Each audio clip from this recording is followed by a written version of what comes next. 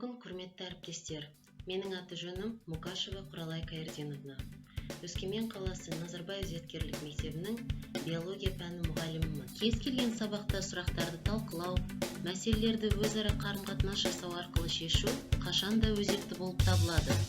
Онлайн сабақ барысында уақытты тиімді қолдана отырып, бір флипчатта әркімнің ойын оқып қана қоймай, бағалап, пікір жазуға мүмкіндік беретін тиімді сервис Padlet тақтасын қолдануына тоқталайық.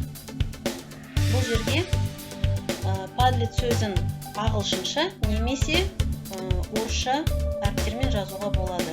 Алдымызда ru.padlet.com парақшасы пайда болды. Сол батырманы басамыз. Мен бұл парақшаның қолданушысы болғандықтан өзімнің жаңағы атыммен еніп тұрмын, ал сіздерге тіркелу керек болады, тіркелу тегін.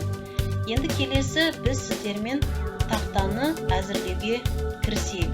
Создай доску батырмасын басамыз. Одан кейін бұл жерде біз бірнеше үлгілер немесе шаблондарды көріп тұрмыз. Өзіңіздің тапсырмаңызға байланысты кез келген таңдауыңызға болады. Біз бірінші қабырға немесе стенаны таңдайық. Енді настройки батырмасын басамыз. Настройки батырмасындағы бірінші жолақ название. Бұл жерге сабақтың тақырыбын жазып қойсаңыз болады.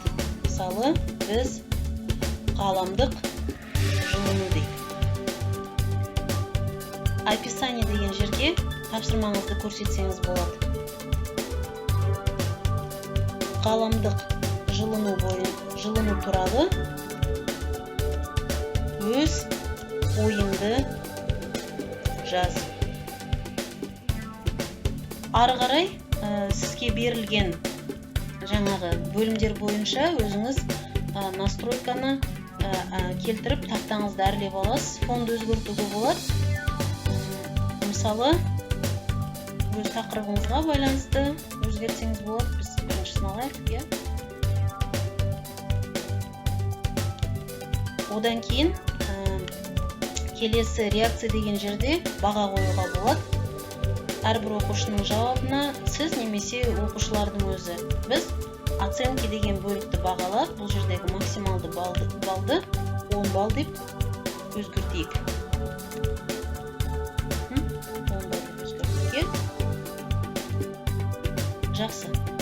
Осының барлығын сақтап қоямыз. Енді тақтамызды ары қарай жөндейік.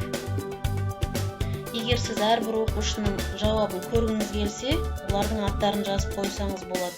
Мысалы, Альбина осы жерге өз жауабын жазады. Одан кейін оның жауабына мысалы сіз баға бересіз. 10 балл немесе 6 балл, 7 балл деген сияқты мысал ретінде қарастырайық. Балл бергеннен кейін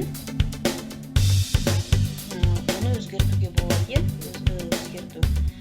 Тағысын тағы өстіп оқушылардың аттарын сіз жазып қойсаңыз болады. Мысалы, мына жерде мақсат болсын делік. Енді осы парақшамен қалайша сіз тақтамен қалайша сіз бөлісесіз. Ол үшін поделиться немесе бөлісу батырмасын басасыз. Бұл жерге оқушылардың электронды поштасын немесе оларға тікелей сілтеме жіберуіңізге болады, немесе QR-кодты жібересіз.